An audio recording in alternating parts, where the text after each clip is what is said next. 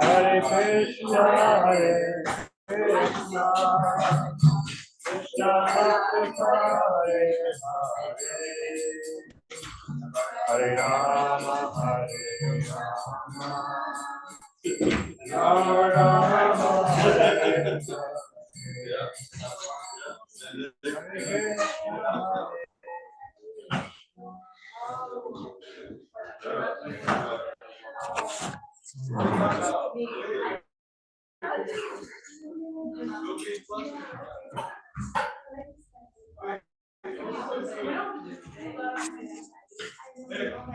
Everyone, Gopi and Celestia are heading out on a traveling Sankirtan right now.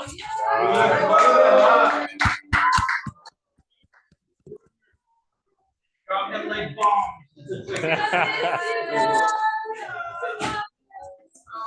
See you in the wedding.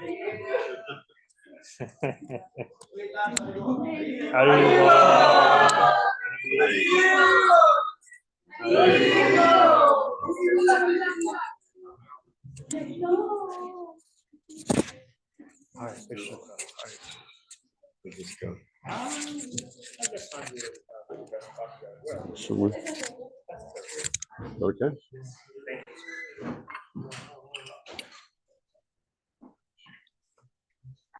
Radha Madhava Kunja Bihari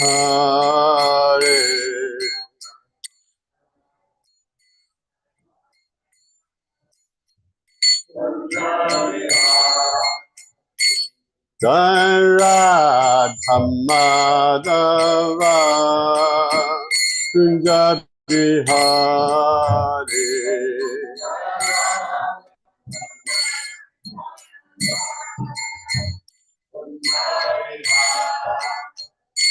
Jai Gopi Jannavalabha Giridharadhari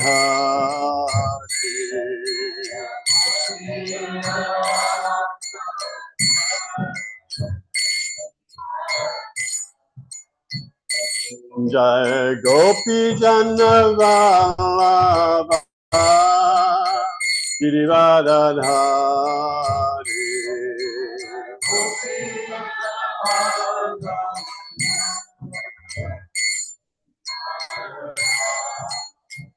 Yashodanandana Raja Janarandana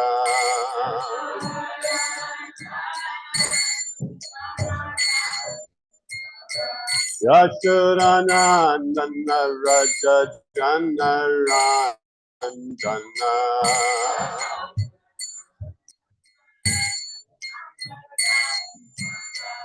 Yamunatira Vanachari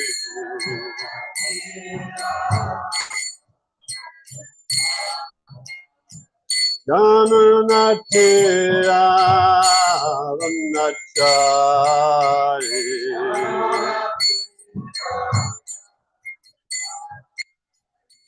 Jaya Radha Madhava Kunja Bihari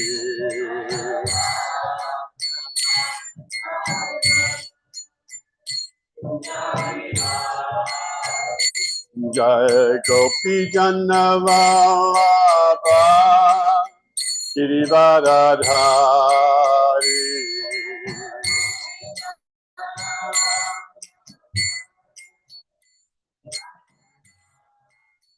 Yashodanandana Raja Janarandana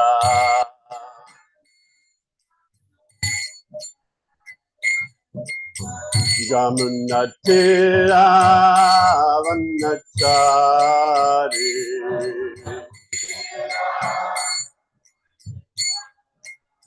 Yamunatira Vanachari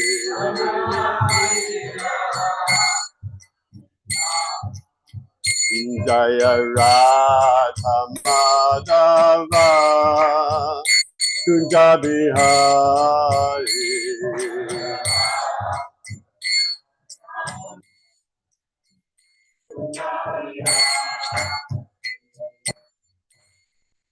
Or from the knees. Om Namo Bhagavate Vasudevaya.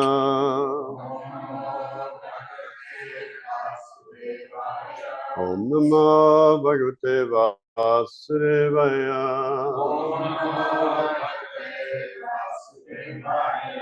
Om Namo Bhagavate Vasudevaya.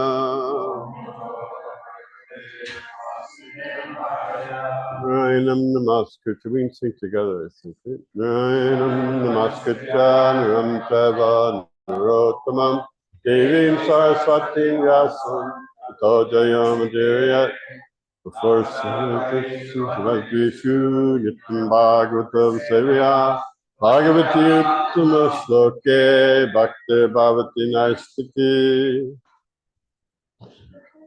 So reading from Srimad Bhagavatam, Canto 3, Chapter 9, entitled Brahma's Prayers for Creative Energy. So after his long tapasya, he saw the Lord and understanding what he needs to do, but he's not quite sure how to do it. So he's seeking some guidance. So we'll read, we have microphones on all the tables. There's like 13 verses we're going to read. We'll just take turns reading translations. And then we'll come back and read the purport for text 11. Lord Brahma said, "Oh, my Lord, today, after many, many years of penance, I have come to know about you. Oh, how unfortunate the embodied living beings are that they are unable to know your personality. My Lord, you are the only knowable object because there is nothing supreme beyond you. If there is anything supposedly superior to you, it is not the absolute. You exist as the supreme by exhibiting the creative energy of matter." The form which I see eternally freed from material contamination and has attempted to show mercy to the devotees as a manifestation of internal potency. This incarnation is the origin of many other incarnations, and I am born from the lotus flower grown from the navel. O my Lord, I do not see a form superior to your present form of eternal bliss and knowledge. In your impersonal Brahmana this spiritual sky, there is no occasional change and no deterioration of internal qualities. I surrender unto you because whereas I am proud of my material body and senses, your lordship is the cause of the cosmic manifestation, and yet you are untouched by man. This present form or any transcendental form expanded by the Supreme Personality of Godhead, Sri Krishna, is equally auspicious for all the universes. Since you have manifested this eternal personal form upon whom your devotees meditate, I therefore offer my respectful obeisances unto you. Those who are destined to be dispatched to the path of hell neglect your personal form because of speculating on material topics. O my Lord, persons who smell the aroma of the lotus feet carried by the air of Vedic sound through the holes of the ears, accept their devotional service. For them, you are never separated from the lotus of their hearts. O my Lord, the people of the world are embarrassed by all material anxieties. They are always afraid. They always try to protect wealth, body, and friends. They are filled with lamentation and unlawful desires and paraphernalia, and they base their undertakings on the perishable conceptions of mine and mine. As long as they do not take shelter of your sacred lotus feet, they are full of such anxieties. O my Lord, persons who are bereft of the all auspicious performance of chanting and hearing about your transcendental activities are certainly unfortunate and are also bereft of good sense. They engage in inauspicious activities, enjoying sense gratification for a very little while.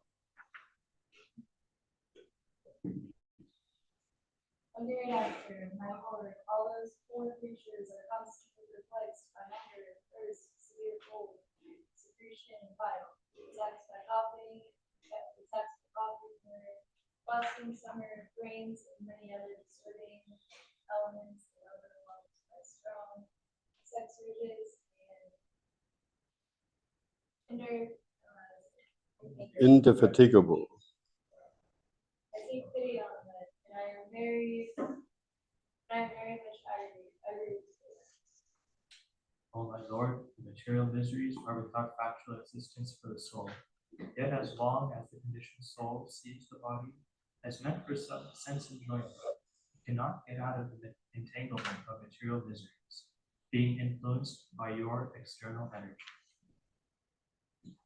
Such maladies engage their senses in very troublesome and expensive work, and they suffer insomnia at night because their intelligence constantly works to sleep with various mental situations. They are frustrated in all their various plans by supernatural powers. Even great sages, if they are against your transcendental topics, must rotate in this material world. O my Lord, your devotees can see you through the ears by the process of fortified hearing, and thus their hearts become cleansed, and you take your seat there. You are so merciful to your devotees that you manifest yourself in the particular eternal form of transcendence in which they always think of you. My Lord, you are not very much satisfied by the worship of the demigods, who arrange for your worship very pompously, with various paraphernalia, but who are full of material hankerings. You are situated in everyone's heart as a super soul, just to show your causeless mercy. You are the eternal well-wisher, but you are unavailable for the contemplative. But the pious activities of the people, such as performance of Vedic rituals, charity, austere penances, and transcendental service, performed with you who worship you, satisfy you by offering you the fruit of results, are also beneficial. Such acts of religion never go in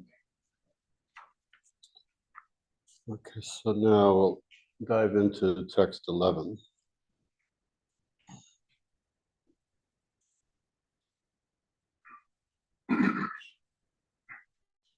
Tvam Bhakti Yoga Paribhav. That's the wrong meter. Tvam Bhakti Yogena Paribhavita Hritsaroja.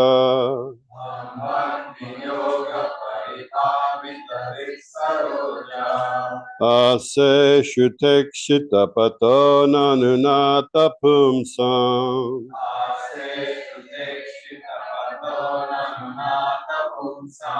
Yad Yadiyata Urugaya Vipavayanti.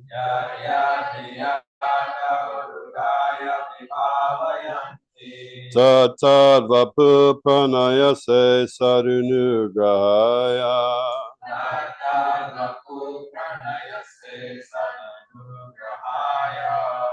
Tvam Bhakti Yoga Paribhavita Hritsaroja.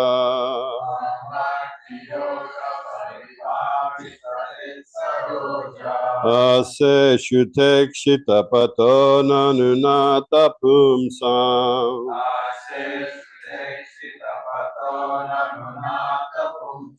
Yad Yadiyata Urugaya Vipavayanti.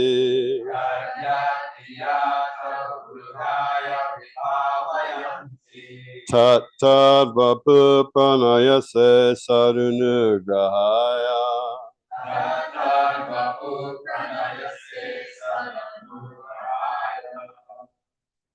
Would like to chant? Tvam Bhakti Yoga Paribhavita Hritsaroja. Tvam Bhakti Yoga Paribhavita Hritsaroja.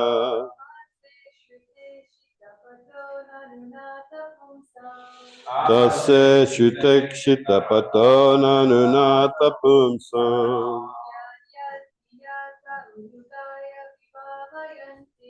Yat Yat Diyat Uturgaya Vipavayanti.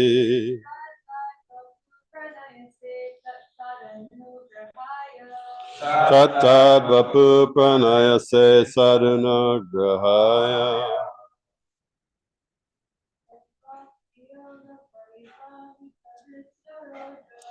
Tam bhakti yoga paripavitarit saroja.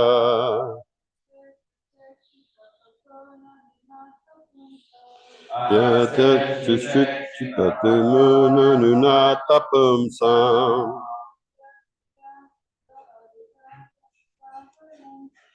Yad yati yata urgaya vipavayanti. Tattad vapupanayase sarunugrahaya. So read the word for word together. Swam, unto you, Bhakti Yoga in devotional service. Pari Bhavita, being 100% engaged. Feet of the heart. Saroje, on the lotus. Ase, you reside. Shruta Ikshita, seen through the ear. Pata, the path. Nanu, now. Nata, O my Lord. Pumsham, of the devotees. Yat, whichever. Diya, by meditating. Te, your. Urugaya, O multi-glorious. Viva Bhavayanti, they specifically think of. Tat, the very same. Vapu, transcendental form. Pranaya se, do you manifest. Sat unugraghaya, to show your causeless mercy. O my Lord, your devotees can see you through the ears by the process of bona fide hearing, and thus their hearts become cleansed, and you take your seat there. You are so merciful to your devotees that you manifest yourself in the particular eternal form of transcendence, in which they always think of you. We can take turns reading the purport. Someone would like to read the first section?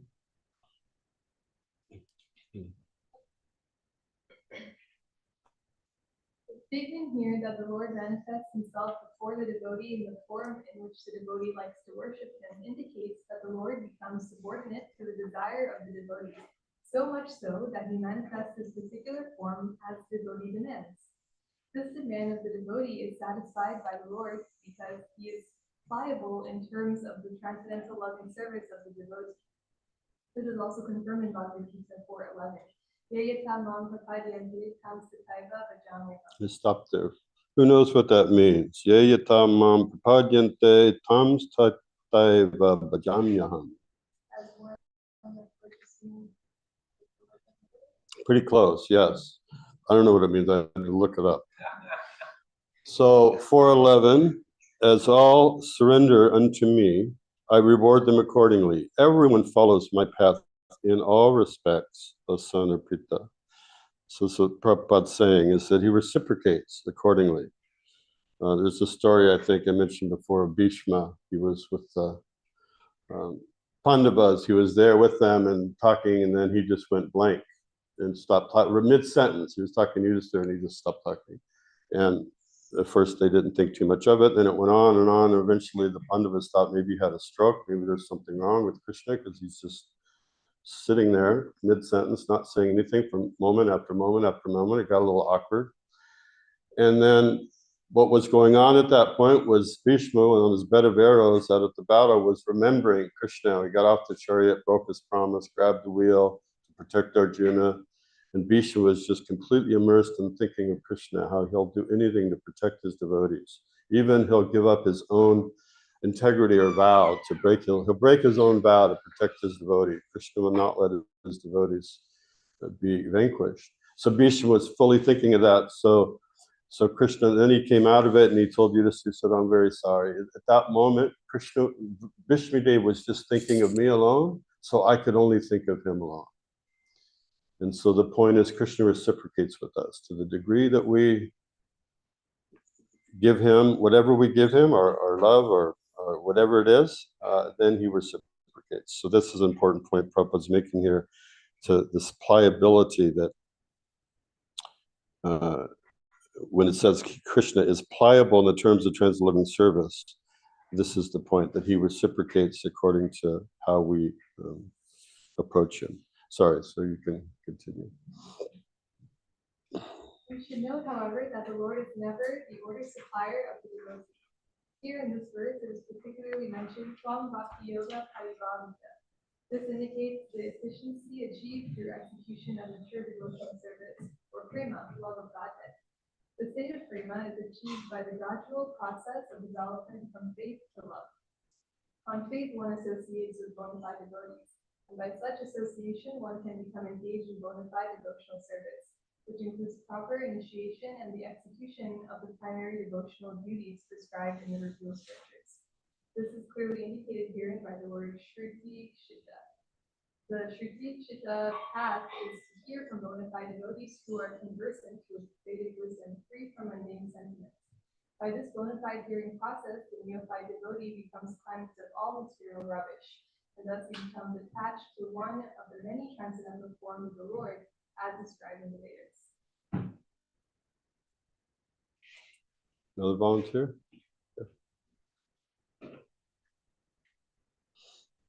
This attachment of the devotee to a particular form of the Lord is due to natural inclination. Each and every living entity is originally attached to a particular type of transcendental service because he is eternally a servitor of the Lord. Lord Chaitanya says that the living entity is eternally a servitor of the Supreme Personality of Godhead, Sri Krishna. Therefore, every living entity has a particular type of service relationship with the Lord, eternally. This particular attachment is invoked by a practice of regulative devotional service to the Lord, and thus the devotee becomes attached to the eternal form of the Lord, exactly like one who is already eternally attached. This attachment for a particular form of the Lord is called Swarupa Siddhi. The Lord sits on the lotus heart of the devotee in the eternal form of the pure devotee desires, and thus the Lord does not part from the devotee, as confirmed in the previous verse.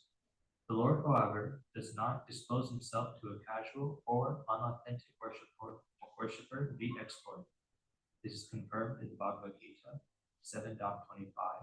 Naham har prashya sarvasya yoga maya samha prita. Just stop there.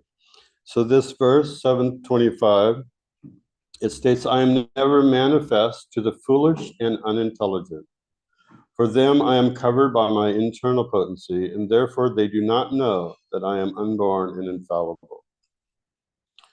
So this is what Prabhupada's quoting, that Krishna makes himself very available for the devotees, but for one who is foolish and unintelligent or doesn't want to see God, Prabhupada says, Krishna will give you the intelligence to forget him forever. So he has the right to reserve or hide himself from those who are not interested in having a relationship with him. Go ahead. Rather, by Yoga Maya, the Lord remains concealed to the non-devotees or casual devotees who are serving their sense gratification. The Lord is never visible to the pseudo-devotees who worship the demigods in charge of universal affairs. The conclusion is that the Lord cannot become the order supplier of the pseudo-devotee, but he is always prepared to respond to the desires of a pure, unconditional devotee who is free from all tinges of material infection. Right. Om again, Timran Nishakanat, and that's like a Chaksrinatimitas by Sri Gove Namaha. Panchakapa Tribhustra Kipasinyu Bepacha Patitanam Pavanebhyo Vaishnavebhyo Namo Namaha. So please give me your blessings that I may say something uplifting to the heart and pleasing to Sri Sri Gornitai and the Acharyas. So this is a wonderful verse. Later in the fourth canto, I think it's the fourth canto, Narada thinks that Lord Brahma is God or supreme because he created everything. But he has this doubt. It's like, but you're talking, you seem to pray to someone else, but you appear to be supreme, but what's going on? What's the real deal? And Brahma explains to him that yes, although he may look like the creator, sometimes he's called the secondary creator. So he created the universe, but Brahma explains to Narada that actually I just fulfilled, the architect is there, I simply filled everything in. But actually Krishna, the Supreme Lord, is the one who gave me the intelligence by which to create. So this is that place where Brahma gets that intelligence. He's wondering what's going on. He sees the Lord. He performs so many penances. So now he's approaching him, saying, "Please give me the intelligence by which to do my service." And so it's a really nice section. And this particular verse is really, really wonderful. This phrase, it's full of some very interesting terminology, which we don't normally hear in the world. At least I've never heard outside of the Bhagavatam, any phrase like that you can see something through your ears. That's not a common way to think. It's sometimes described that devotees drink the Bhagavatam through the ears, that the ear is just like a big cup. And so that's what's described here, that through hearing, then it goes into the heart becomes purified, and we can see the Lord. We see. If we hear enough, we hear over and over, and we start to see, oh yes, I understand. Krishna's like this, Krishna's like that. And then we can see in the world, oh yes, this is an indication of Krishna's supremacy. And so it's just a very interesting phrase that you devotees can see through your ears. And then he also manifests himself, and this is mentioned in earlier verse too, this idea of hearing, seeing through the ears. And then he takes, as a result of that purification, and the Lord takes residence there in the heart. So it's quite a wonderful concept, quite a wonderful reality. But I want to ask a question. It mentions in the beginning of the purport, there's the statement that Prabhupada makes, that the Lord becomes subordinate to the desire of the devotee, so much so that he manifests his particular form as the devotee demands. That's pretty strong language. Krishna, I want to see you like this. Krishna, I want this. And then right after that, a couple sentences after that, he says, Sri Prabhupada says, we should note, however, that the Lord is never the order supplier of the devotee. So how do we understand that? One sentence is he fulfills the demand of the devotee, and then the next statement is he's not the order supplier. This seems like a contradiction. Yes, Radhamani.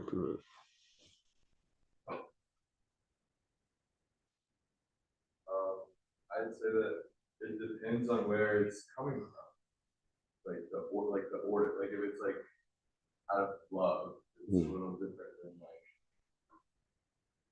it's not out of love. Yeah, that's correct. That's a good answer. That out of love, one will do so many things, and it's a very profound. And we've talked about this before. It's a very profound but important reality to understand. That Krishna is described as Atmaram. There's so many verses. He's self-satisfied. He doesn't need anything. God is independent. It's one of the definitions of God. It was discussed yesterday in the Bhagavatam class in Lachra. That the definition, one of the definitions of God, he's independent. He doesn't need anything else. He's completely, everything else depends on him. He doesn't depend on anything. And yet, as you study the Srimad Bhagavatam, we see that he thrives. Krishna actually very much desires and craves relationships with his devotees, the love of his devotees. He thrives off it.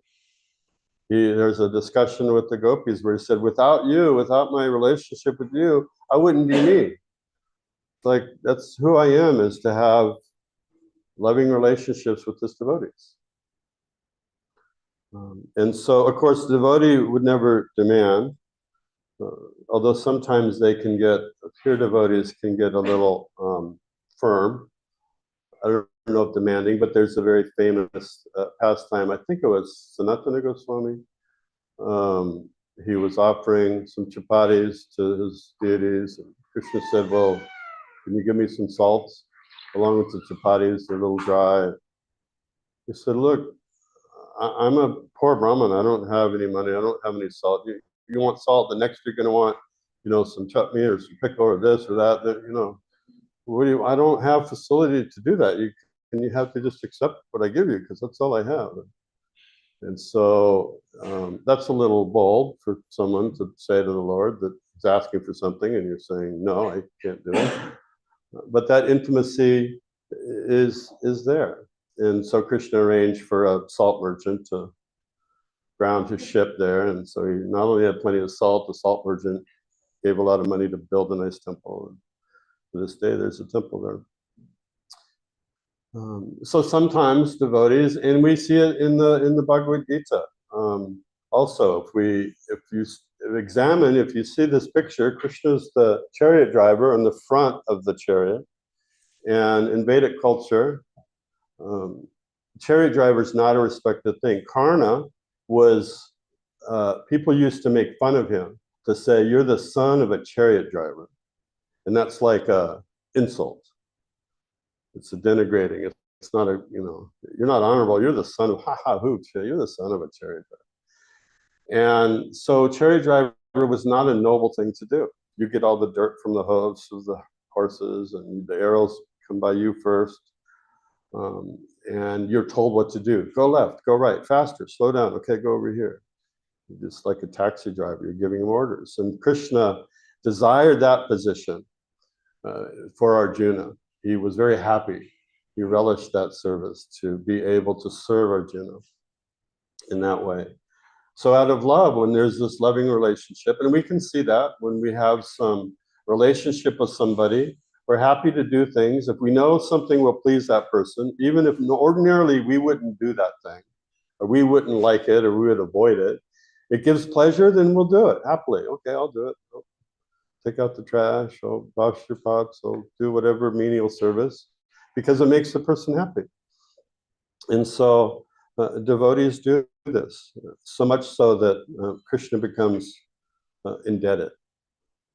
He tells the gopis that there's so many gopis, there's so many living entities giving 100% of their love to Krishna. And Krishna said, but I can't repay all of you because I'm doing so many different things that I can't focus all my energy on any one of you the way you focus on me. So I'm always indebted to you, and your debtor. So this is the difference versus just order supplier, God do this, God do that, which is what most people, I know I was raised in a Mormon family, a very strong Mormon family going back for generations, and they're very God conscious. As I became older and after I became a devotee, I was really grateful because at my low points in life, when I would just kind of fall down and be engaged in all manner of nonsense, I was in an atmosphere where everyone prayed for everything.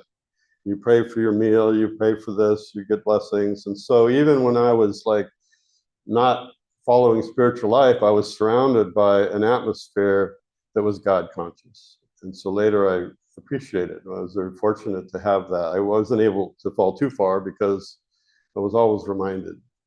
But there's a little bit of a business attitude. That yes, God, they fully serve. Mormons are very devout. They won't do anything without prayer. They won't eat or talk or get married or get a job. Anything they do involves prayer and surrender to God. They understand that the duty of life is to surrender, but there's an expectation that God will give me good health. He'll give me a good job. He'll protect me. He'll take care of me. So there's a little bit of a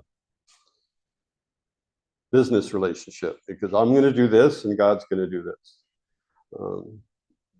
And so it's not pure. It's pious. Certainly, go to God for whatever you need. There's no problem with that. But it's not pure in the sense that the devotees don't ask for anything. They don't care. Whatever happens, whatever you do, you kick me, you kill me, you treat me nice, you treat me not nice, I don't care. I'm still going to love you. I'm still going to serve you. And that mood makes Krishna pliable. He's like, okay, whatever you need or do, I will do. The other point about this personality of God, Lord Brahma talked, and the Bhagavatam is full of descriptions about some persons just want liberation. They don't want to accept that God is a person. And this is very, very important concept. There was a Brahmana who was very pure. He would only drink milk, never put anything in his body impure. And somehow he snuck into a kirtan with Lord Chaitanya. I think Srivas or somebody let him come in. And so the kirtan started, and Lord Chaitanya stopped the kirtan. He couldn't get immersed. Something was off. And he said, something's wrong. There's somebody here that shouldn't be here, because I can't get it deeply immersed in this kirtan. And so Srinivas told him, well, yes, we've invited this person. And Lord Chaitanya said, well, do you think you can be pure and attain love of God by drinking milk? So that his purity wasn't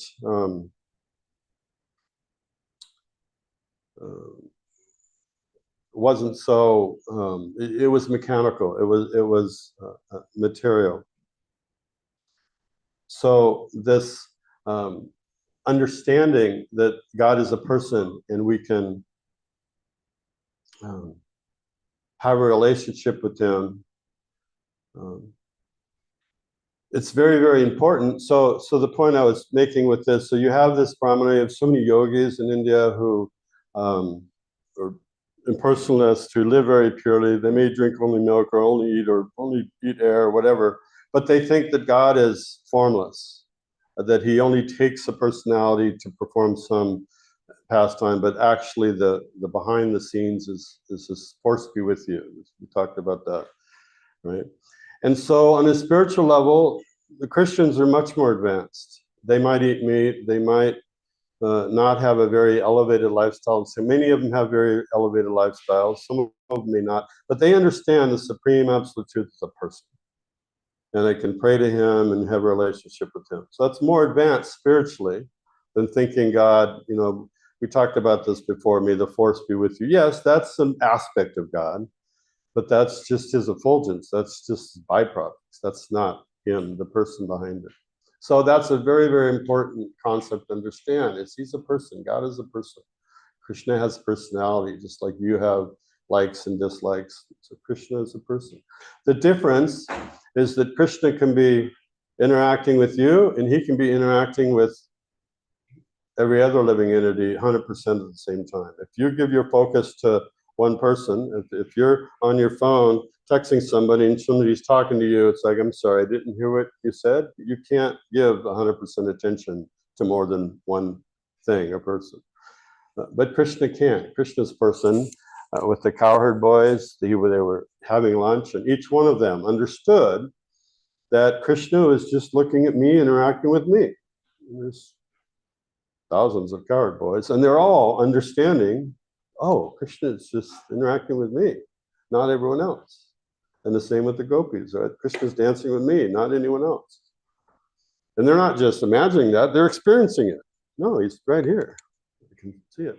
So Krishna's person, his personality is different from our personality. He can be many places at one time. But that is an important concept to understand. And because he's a person, we can have a relationship. In fact, we do have a relationship with him. And it's talked about in this purport. We have an eternal relationship with him. We don't have to, Prabhupada often said, it's not something that we have to add. We don't have to take Krishna consciousness and pull it in. It's already there in the heart. We just have to remove. It's like the hot air balloons. Once I was in New Mexico and they had a hot air balloon festival, and it's quite a sight. There's hundreds of balloons everywhere. And once they put their hot air or helium or whatever to go in, it takes very little effort to go up. They just have to remove the weights and it goes up. They don't have to push it. And so spiritually, we're already there. The Krishna consciousness is already in their heart. We just have to remove those unwanted things that are keeping it covered. It's like if you take a pearl or diamond and drop it in the mud, it's still a pearl diamond. You just have to wash the mud off, and then it glistens. So these are just a few points. I don't want to take the whole time. I guess I'll stop there and see if anyone has any comments or questions about this section. Yes, is there a microphone back there? Thank you for moving. I hope this is related, but I guess I have a question about Krishna's super soul being in everyone's heart. And I guess I've heard a lot of like images or kind of ways to see. Okay, I guess my question is, like, what is super soul doing in the heart before the heart is cleansed, before it can comfortably rest there? He's helping. It's a great question. He's helping to cleanse it. He's helping. Sometimes we have these thoughts, and this can get into a lot of deep psychology. It's a really good question, because all of us, from one angle of vision, you could say we're all psychotic, right? We have all these voices in our heads. Some are coming from our intelligence. Do this, do that, and another thing is, no, I don't want to do that. I want to do this. And so we know what the right thing is, but we don't always do it. Just don't eat too much and study, because tomorrow you have an exam. It's, yeah, but it's a good movie. I just want to eat some ice cream. What's the big deal? And so we have to choose, which voice do we listen to? Do I just turn it off and not watch the movie, not eat the ice cream, and go to sleep so I can study? Or do I do what will make me happy? And so there's all these different voices. Some are coming from the mind, the master sense. The mind is just basically dictating based on the senses. Some are coming from the intelligence.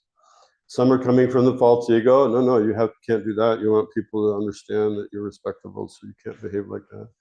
And there's voices from super soul that are sort of feeding the intelligence. So there's all these different signals we get. And a big part of spiritual life is understanding which one, signal to noise. I don't know if you ever heard that phrase, signal to noise ratio. It comes up with like Wi-Fi, wireless technology.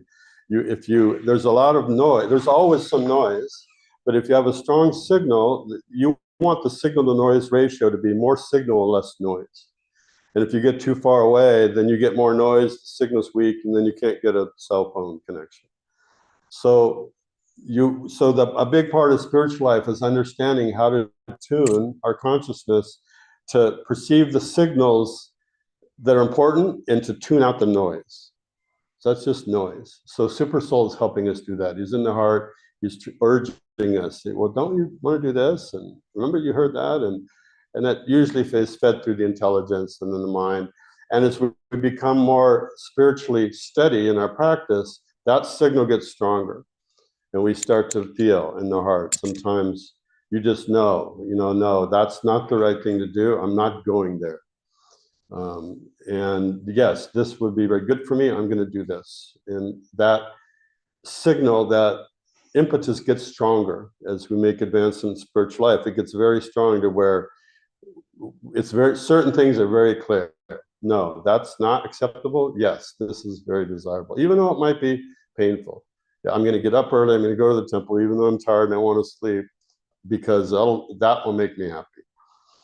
So that as we get purified, that becomes easier to hear, stronger. But even when we're not purified, he's there in the super soul guiding us. He's not going to force, but he'll just make these subtle suggestions. Hey, wouldn't it be nice to do this? Hey, wouldn't it be nice to do that? And we can accept it or reject it. Does that help?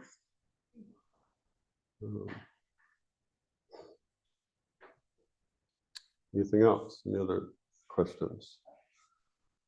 Comments? I did have one follow-up. I think last time we talked about Yamaraj. We were talking about his lifespan. I think someone had asked. And I didn't have the answer, so I told you I'd get back to you. So yeah, it is a post. And his lifespan is like 300 million years. He lives for one manvantar, which is a long, long time.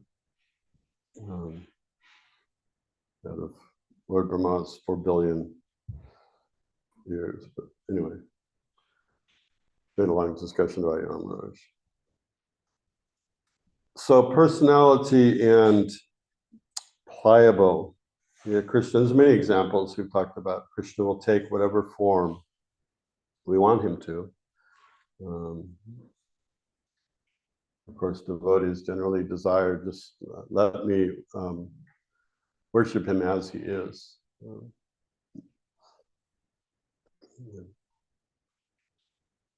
Yes, Prabhu, the two. Alright, both of them. Very well. I was thinking when you asked the first question of what's the difference between the Lord being what was the Order giver order giver? versus being supplier, fulfilling our demand. Yeah, I was thinking Order supplier, sorry. order supply, yeah. Yeah.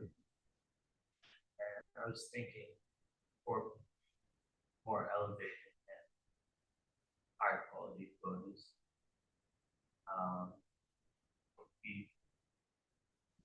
We we start to have like the same, not like full qualities of Krishna, but we would start to think, but we always ask ourselves the question, what would Krishna do in this situation? And more of our desires would align to what he would want to do rather than what our material desires would rather do. So I'm thinking in that logical sense, it's easier for Krishna to to grant us our desires if our desires are more aligned with him versus a pseudo devotee who is not really thinking about Krishna and mostly only thinking about his material desires. Because Krishna knows what's best for us, but we don't know that. So this letting Krishna have more agency helps him to be more pliable. Yeah, that's a great point. That's a great point. A devotee's goal is let my desire be Krishna's desire. Let me want that thing that Krishna wants. That's how a pure devotee thinks. And a pure devotee is like, I want to do this because this will please Krishna. And it's a very exalted state. It's hard, to come to that, takes some time, but that's the goal of a devotee is let me want those things that Krishna wants. Because if I want the things that Krishna wants, the happiness just goes off the charts because Krishna's satisfied. And so we'll be satisfied because we're part of him. We're not a separate entity. That's a really good point. Thank you. Invite it. Did you add something? Thank you. Hello. So, at the beginning of the report, the distinction that you made, and also at the end of the report, I think talks about pseudo. Yeah, pseudo devotees. For some reason, like just the language that's been used, there's a ring or air of shame and guilt and put out. How do we?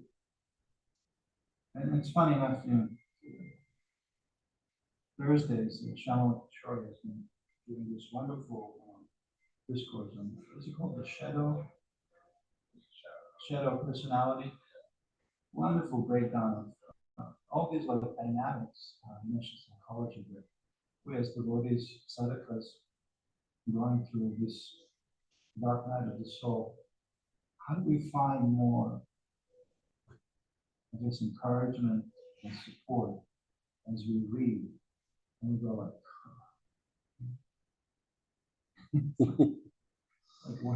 where am I and how much further I have to go?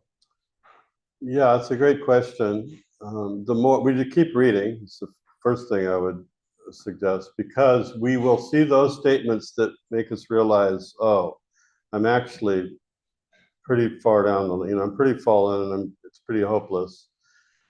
But if we keep reading, we'll see other statements. One of the favorites is a verse. I don't have the Sanskrit memorized. It's in 11th canto. I think it's chapter 20, text 27, 28. We talked about this before. And it says, basically, Krishna says, to summarize it, that when you trip up or don't do the right thing or become engaged in material activity, fill in the blank. Whenever that happens, you should be happy. And it's like, well, this is contrary to, like, we're taught that if we do this, we're happy. And if we do these things, we become degraded. And Krishna says, no, you should be happy. And he goes on to explain, because you understand, you may out of habit or momentum so many billions of lifetimes we've engaged with the material energies, our false ego in our mind drags us up. So that may happen, but deep in our heart of hearts, we know that Krishna will make us happy. And if we're connected to him, we'll be happy. We understand that. So these things that distract us or detour us, they're not to be taken very seriously because they're temporary. And eventually, because we understand that, no, if I just develop my love for Krishna, I'll be happy, that understanding, that will take us there. Eventually, that's what we'll get. So these other things are just like, and he says that, so becoming depressed and downtrodden, guilty doesn't help. Shame, these emotions, these sentiments don't hit, they just pull us down. So if we just keep reading, we keep chanting, then we'll get those messages also. That it's okay, Krishna would acknowledge, yeah, it's okay, don't worry about that. Krishna takes the smallest, I forget that we've read this before, there's a statement, one of the purports. Krishna takes the smallest fragment that we have, the little bit of quality, and he makes that into the most greatest thing. So any little spark we have, he'll fan it. So it does happen. The mind, this is a wonderful quote I got from Malati. I saw Malati once at somewhere, Sadhu Sangha or somewhere. And Malati's amazing when she gives classes. The original Malati that used to steal the butter out of the milk truck for the deities. So many pastimes. The $100 bills floated down through the air one day when her and Shamasundar were trying to pay some bills in San Francisco. Anyway, so I always feel like I should ask her something because she's got some knowledge. And I said, Malati, whenever I see you, I feel like I should ask you a question, but I can't think of what to ask. And she says, discouragement or depression is a gift from Maya that you don't have to accept. And I thought, wow, thank you. It's like, I don't know what question I could have asked to get that answer, but that was like, I said, wow, that discouragement or depression or anything, that's coming from the mind. And we don't have to accept it. It's like, no, Krishna says that if I do this, eventually it'll come there. So these things, they're temporary. It's like a sunspot. Prabhupada said, like a sunspot on the sun. There might be a sunspot. If you look close, you might see defects, but you're going to get burnt. The sun's going to create energy. That sun, it has no effect on the output of the sun. So these things these discouragements, we should learn to, it's one of the signals that we just discard, saying, no, I'm going to trust that even though I'm not worth it, even though I've made more mistakes than I have made successes, even though there's all these reasons that I'm going to fail or not make it, I'm just going to trust and believe and accept that Srila Prabhupada's right, and if I just keep trying, Krishna will help. And when we live that way, and then we see that he does help. That would be my answer. Hope against hope. Yeah, hope against hope. And by living in faith, by making choices and choosing to live that way and think that way, we will see evidence of Krishna's effect in our life, and we'll feel it, and we'll get encouraged. Because we're demonstrating our faith. We're saying, no, I'm putting faith in this. And then Krishna will reciprocate. Let's probably stop there. Krantra Shrim Bhagavatam ki jai. Srila Prabhupada ki jai.